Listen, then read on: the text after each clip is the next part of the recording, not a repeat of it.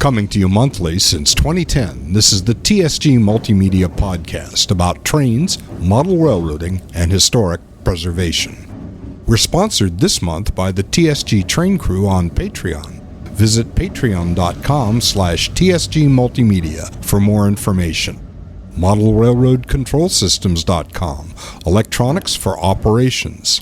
The Western Pacific Railroad Museum, WPLives.org. Podomatic.com, a podcast hosting and distribution platform. If you'd like to sponsor this program, please email podcast@tsgmultimedia.com. Welcome. I'm your host, John, and this month we have some really cool stuff, including op sessions, some ride on 7.5-inch gauge trains, talking trains, catch of the month, and more. Scrolling to my left right now is a list of the people who have signed up to help support the work we do preserving history and promoting the hobbies of model railroading and chasing trains. You can help make that list grow by signing on to the TSG Train Crew on Patreon at patreon.com/TSG Multimedia. You get sneak peeks and behind-the-scenes stuff almost in real time. Just ask any TSG Train Crew member if they appreciate their membership on the crew, and I bet they'll say yes. Anyway, the process of restoring monetization on Channel 2 is underway. And in case you missed it, recently I got an email from YouTube saying that they'd demonetize that channel if it didn't have 4,000 annual view hours on it. Well, it didn't. Now, Channel 2 didn't generate a whole lot of revenue, but it was enough to make a difference, and now I'm having to start over in a manner of speaking, and I'm asking everyone I know to run that channel on a tab in the background while they're working on their computer, for example, or doing other things around the house like building models or cleaning your workspace, or even when you go to sleep. Once we get the view hours back up to 4,000, I'll apply again and hopefully get approved for monetization there. So that brings me to something else that I've been thinking about, and that's ways that people can and do support channels like mine. The most obvious ways are through monetary means, like joining Patreon, that kind of thing. Well, right now, times are pretty tough for a lot of people, so I want to make sure that the free ways to support a channel like this are also very well known. I've heard that some people think subscribing to a channel means you have to pay for it, like a magazine subscription. That's not the case at all. Subscribing on YouTube just means that you want to be notified when new content is released. So subscribing is a completely free way to support a channel. Of course, using the thumbs up button also helps. We call that liking the video. And then there's commenting. All these things are completely free to do, and they take almost no effort at all. Anyway, just something to think about, and just letting you know that we can all use all the help we can get, both on this main TSG channel and on the TSG channel 2. So if you have a minute, subscribe here and exercise your thumbs up feature if you appreciate the content that we produce here. Do the same for channel 2. Like I said, it's free, and it'll help us a lot to get that channel monetized again. Thank you very much. A very special op session at Tom's layout. We haven't really seen this layout much. I think I might have showed some pictures of it on the podcast at some point, but thanks for having us over. And since you're here, Tom, maybe you could tell the people on the podcast what your layout's all about. Oh, well, this is an ON30 freelance layout. It's set in coastal central California during the springtime when the hills are nice and green, as you can see behind me. The year is 1940, so this is just pre-war, and this is a little backwoods town, and things are peaceful and nice here for the moment. For operations. For operations. Nice. And we're running these wonderful little narrow gauge steam locomotives and bashing around cars and all kinds of things. And having fun. We are having fun. Yeah. So that's what we're going to do. It's the first op session I've ever done here. And at some point, we're going to do a layout video of this layout. Mm-hmm. I've taken some pictures that you've seen while Tom was talking, just to give you an idea of what it is. So if I come across anything today during the op session that seems instructive or informational, I'll come back. Yeah. And we'll talk to some of the other operators while we're at it, because there's not a lot of us here. We're not talking.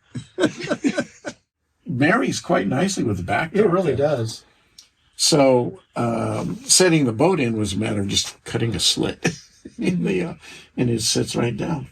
So That's great. when it comes time to make the video, if we need to pull the boat out for a single shot, not too hard to do. We just have to cut off unmoor it, yeah, untie the mooring lines.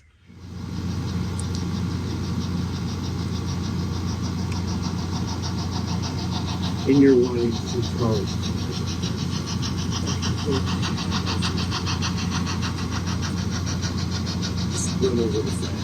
This is the job that Murph is running. And it's funny, it really is a couple hours later, and we're finally running because we had to have some lunch. Look how happy everybody is after eating lunch, though. Nothing but smiles. So we're doing something called the mine turn. We're taking these hoppers and this tank car up to a mine. I don't know. I'm just guessing this now, but I'm figuring that we're probably going to have to swap out some loads for the empties. Just a guess. It's usually what these things entail. But look at this equipment. Isn't that cool? And Tom was just telling me that this front Heisler came from Bob Brown's estate. That's the late Bob Brown, who was the editor for the Narrow Gauge and Short Line Gazette. And you can see it says on it, Tuolumne Forks. That was Bob's railroad. All right, so our train's coming out of the tunnel. And I was just telling Tom a second ago that this is making me think that I could maybe have space for a layout, because it's a really compact room and the equipment is just so cool. I'm really looking forward to doing a video on this layout. I think everybody watching will be really impressed and inspired by what Tom has done with this space that he has.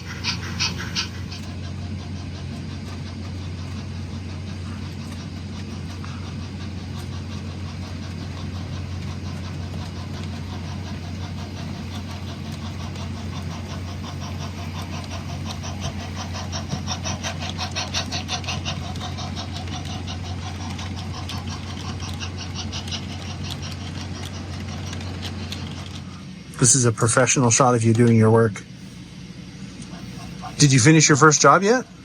I'm doing that right now. You're getting close, huh? Yeah. How was the fun factor on a scale of 1 to 10? This is really great. It had some really interesting moves in a very small area up top that required a lot of thinking ahead. Oh. Get things spotted right. And you actually made it. You did it. Yeah, it's amazing. The brain still works. Well, Tom, we finished the mine train, and it seemed like it was pretty fun. So you tell me you didn't mind running the mine? I didn't mind it. Thought it was okay. The conductor liked it too. Good job. It was fun. I'm honored. Thank you, people. We had fun. That's the bottom line. Hi, it's July 15th, and we just finished with a really, I thought, good episode of the Talking Trains show. I'm here with Murph, as always, or Guillermo. And we had Eugene Vickner here, whom we know from the Western Pacific Railroad Museum and other places, but mostly Western Pacific Railroad Museum. Yeah, And usually found coming out of police stations, having gotten paroled. Oh, right. Yeah.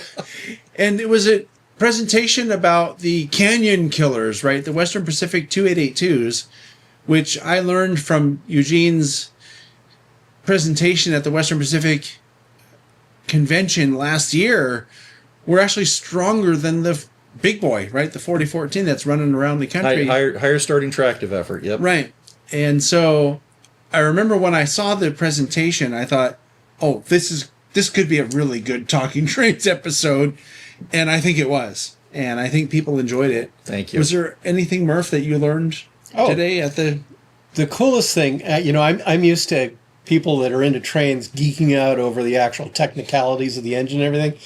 But Eugene actually talked about the needs of the railroad and how they shaped their actual design for these engines. And that was absolutely fascinating. What's your favorite part of the presentation since you give it? Like, what gets reactions from people? Or that is a big part of the thing that gets reaction, because again, a lot of times you don't think about that. Yeah. Or like if a railroad was so involved in designing a locomotive, it was very often, the streamlining or something for passenger trains. Right. Yeah, to make it look cool or whatever. Yeah, and you don't see, I mean, sure, they'd go to the builders and, I need this, and da-da-da-da-da. But there aren't many that I've ever run across where they were so involved with such a very specific set of requirements and worked that closely with a builder. Yeah.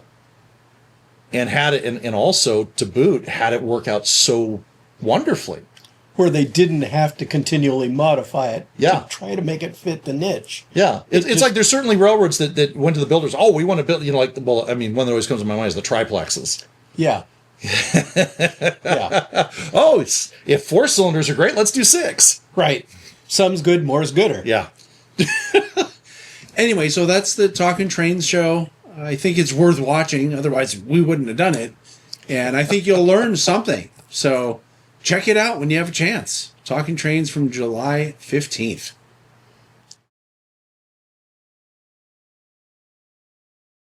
I'm here with Dave. Hey, Dave. Hey. Dave's been on the channel before a number of times, various things, usually I guess Talking Trains or Crew Lounge or whatever. But we're going to something today called Open Sauce. I think I got an invitation to it as a YouTube person, but I didn't really understand what it was. Yeah, I think it's like a maker fair for YouTubers. Oh, so like YouTubers that make stuff? Yeah. So various folks who have various channels. There's a bunch of the BattleBots guys there. We're there. I'm there helping set up my school robotics team that I coach at. Oh, robotics, yeah. Yeah. So there's the whole building full of robots, whole building full of BattleBots, whole building full of rockets. Oh. And crazy dancing robots and karate robots and crazy weird stuff. Oh.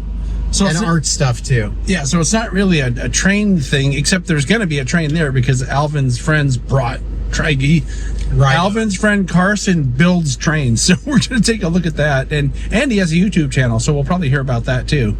So let's go check it out. All right.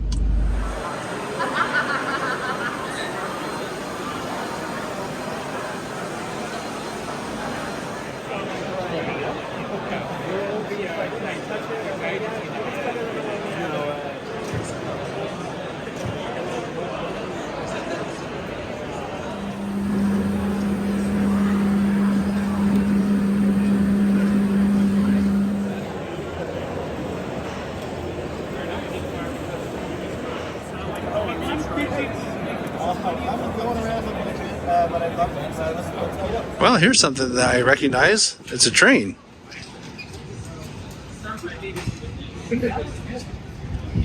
And there's Fabio talking to Dave. My name is Carson. I run the YouTube channel JT Engineering. We are here at Open Sauce displaying a lot of the projects that I've built on my channel. When I wanted to get into the 7.5-inch gauge hobby, I was absolutely blown away by how expensive everything was. So I decided to design and build all of my own equipment. This engine that you see in front of you is my 1.6-inch Rio Grande GP40. It took me about 2 years from the time I started designing it to welding it to finishing and painting to the point that you see it here as it is today. This has been a really fantastic engine. And you, if you want to get into this hobby, can build this yourself. I've got a website, jtengineeringmodels.com, where you can find all of my designs that you see here. This is all of my equipment. If you like anything you see there, you can actually download those files, have your sheet metal laser cut, and build them yourself in your garage. But I think one of the most exciting things about being at this event is just seeing all these other cool creators that have really inspired me to get out there and build and put myself out there and really build some things that I'm really proud of. This GP40, as I said, it took me quite a while to do it. And lately I've been working on the electronics. For those of you that are into the model trains, and based on the channel that you're watching right now, I would say it's quite a few of you. This has a Soundtrax Bluenami 4408 decoder that's powering the light and the sound. Originally, I was running it via the app, and so the motor, light, and sound was on it, but I wasn't a huge fan of the app.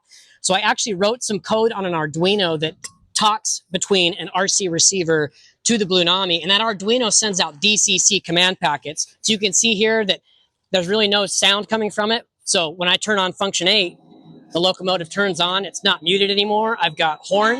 I've got my bell. There's number board lights that are also behind here. Those are really hard to see unless it's a little bit dark, but forward and reverse is just straight from the receiver to the motor controller. It's really, really smooth when it's in this wireless configuration running off of PWM. This has been a really excellent locomotive. We go all over the place and play around with it. It pulls a ton of cars. If you're wanting to get into 7.5-inch gauge, I got to say nothing but good things to say about it. It's like all of the fun things with HO scale, G scale, just scaled up. It's the closest thing to real railroading that I will ever see in my entire life. And it has been an absolute blast meeting all these really cool people here at Open Sauce and getting to know all the people in the 7.5-inch gauge community.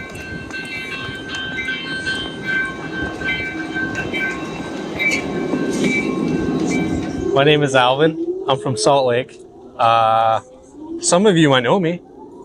Maybe. He's YouTube famous. Kinda. Not really. Yeah. I came out here with my friend, Carson. And oh, we're leaving now. We're leaving the station. The train is leaving the station. We're going on a train ride. Here we go. So I am event support for my homie. Yeah. And we came out here to do this whole open sauce thing. Open sauce. Is that like applesauce? Kinda. No, I don't know. Honestly, I had no idea what this was, except for a nerd convention. I also didn't know what it was. So I'm gonna turn around. I did a little bit of walking around. Nobody was here yet. Well, not nobody. How do I say this? There were people here setting up. There was some people here setting up. Yeah. And not everyone was here, but there's some pretty cool stuff. There's some rockets. There's some battle bots. We saw the rockets over there. I saw Johnny number 5. I saw that. Did you see It's Johnny inside. number 5? Yeah, it's inside. I don't know anything about it, but I saw it. It was a movie at one point. Is it iRobot or No, something else? It's from the late 80s, late 90s. I'm not a movie person. Me either. But yeah, my name is Alvin. I'm from Salt Lake. I'm here helping out my homie. My name is not Alvin, and I'm not from Salt Lake City. And I'm now returning on the train. Yes. Back to the depot. Back to the depot. Our camera person is just doing a stellar job, aren't they? Yes, he's doing a wonderful job. Doing great. And that'll do. So we're in a second hall now, and there's all kinds of neat stuff. This rotating planet reminds me of the Talking Trains intro. It looks like the Talking Trains intro. Look, it's a planet. It's spinning. It was just Moon Amtrak Day. Is that the moon? Yeah, that's the moon, I think. Oh, Yeah. we know a guy that does a moon off the back of the train. He looks like that. Looks like that. It's a piece of basalt, so it's basically lava rock.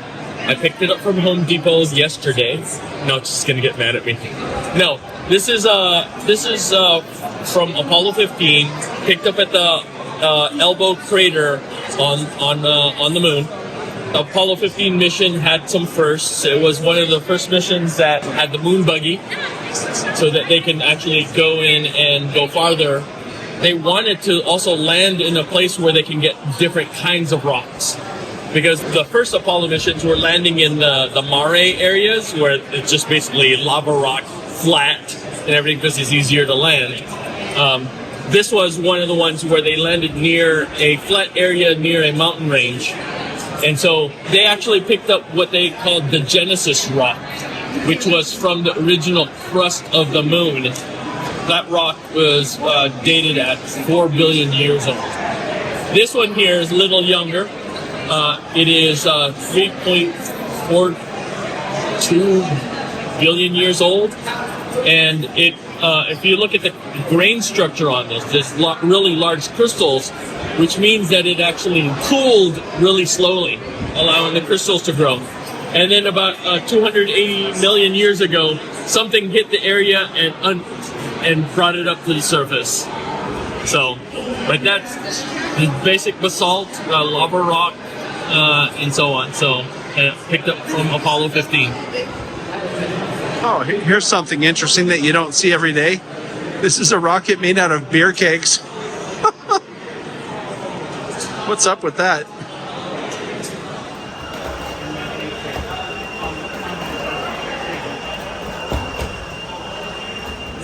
And yet another hall with even more displays. Dave, this event is very comprehensive. They have a lot of stuff here. Nerding goes very deep. That dog's laughing at you. This isn't easy. You have to stand closer to the TV. Your mother doesn't. It's up here to tell you not to do that. That's cheating. Cheating? Yeah, you gotta just hold your little. So we're eating, and there's this thing going on behind us. It's like smoke coming out of it. They're doing a countdown, and we don't know what's going to happen. 10 seconds. 9. All recorders to pass. 7, 6. T-minus 5 seconds and counting. 1, 2. We have ignition. Mission start. Liftoff. We have liftoff. There she goes.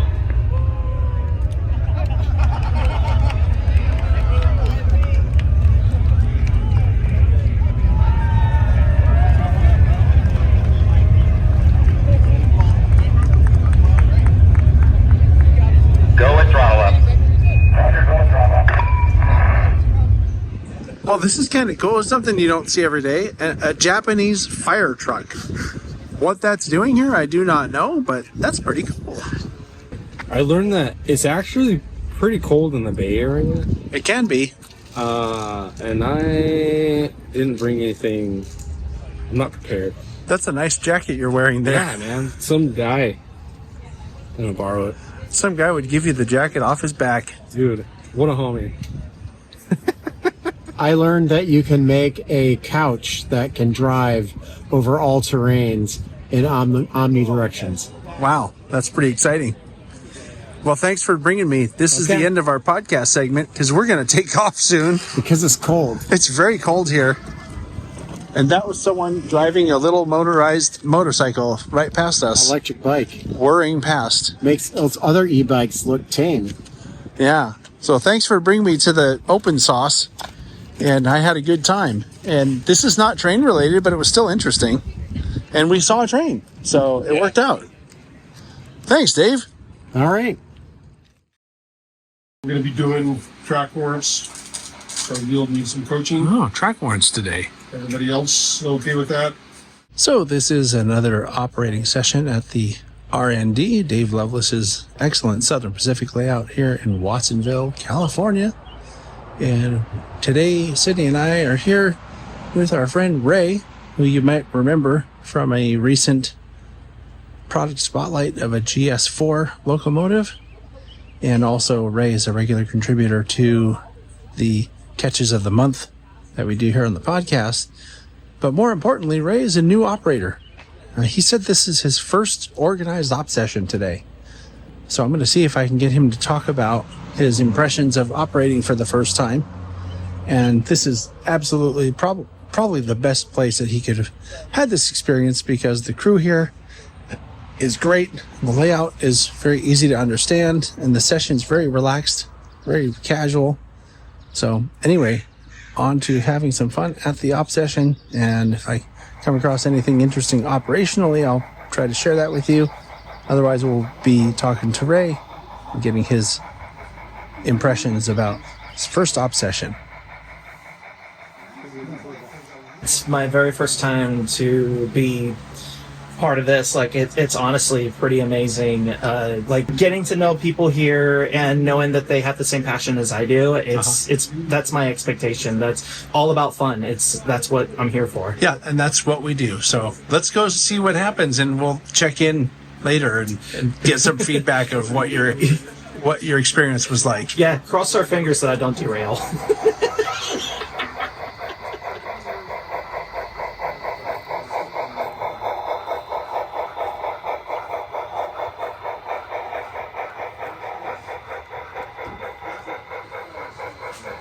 So our first job today is the sand train. You can see it back there.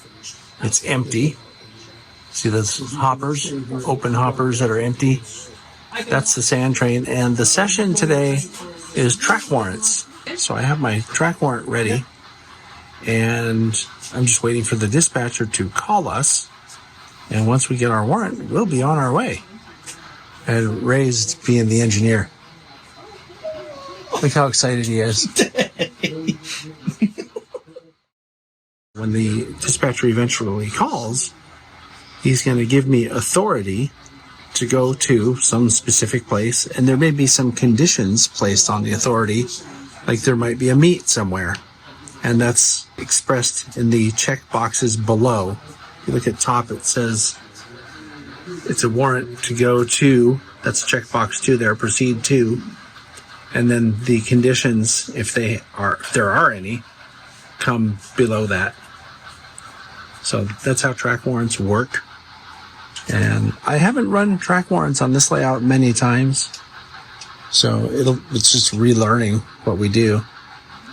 We do run track warrants on other layouts that we operate on regularly, though. So we got our warrant, and we're on our way.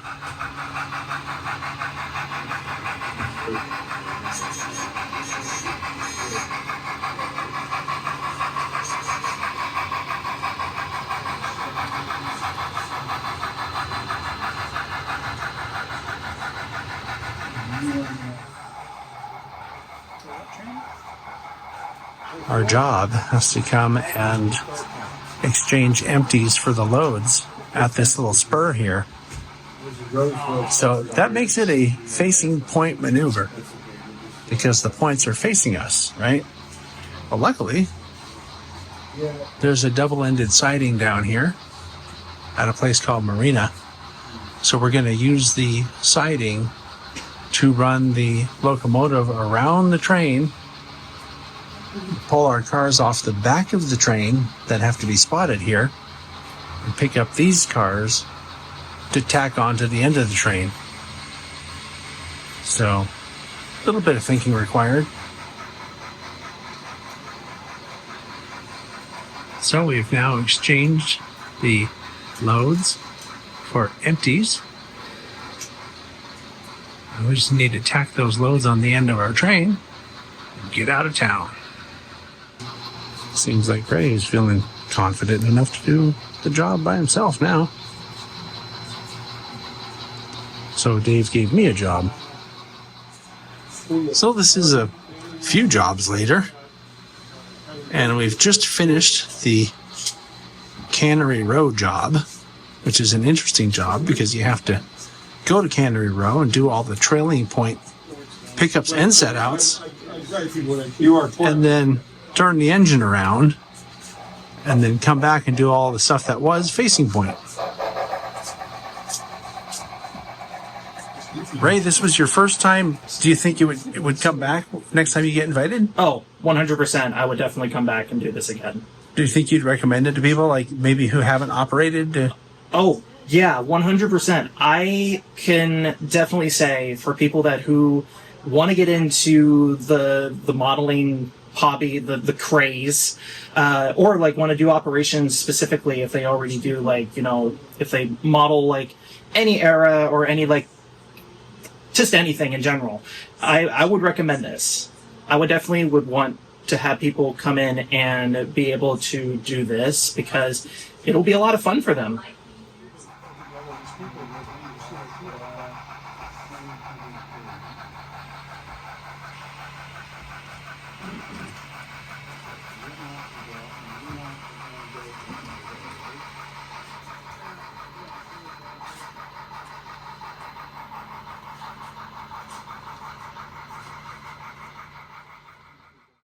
The informational short videos featuring Mike Osborne about railroad lingo and operations have been really popular so far, and they will continue to be released through September. So I want to thank Mike again for offering his knowledge and experience for all of our benefits. You can catch these on every Tuesday right here on the channel, and they're called YouTube Shorts. And now for the catches of the month. This month we have 2 catches from Ray Swift. The first image is Union Pacific's 4014 Big Boy crossing the Auburn Trestle, and this was taken on July 13th of 2024. Here's a really cool shot of former Southern Pacific EMD GP9, number 5623, entering Brightside Yard in Sunol. This was taken on July 12th of this year. Thanks so much for sharing these photos, Ray. I think they're really excellent shots, and they're worth showing here on the Catch of the Month. If you have a train or model catch you'd like to share, please email it to podcast@tsgmultimedia.com. Be sure you own the shots and include the whats, whens, and wheres of the shots you send in. So that's it for this time. Please hit those thumbs up and subscribe buttons, and go to Channel 2 for more of that action. I've added a link in the description of this video that leads to a playlist on Channel 2 that will play most of the content on that channel. You can play it in the background when you do your modeling, or better yet, watch some relaxing Channel 2 videos when you're ready to go to sleep. Thanks so much, and I'll see you next time.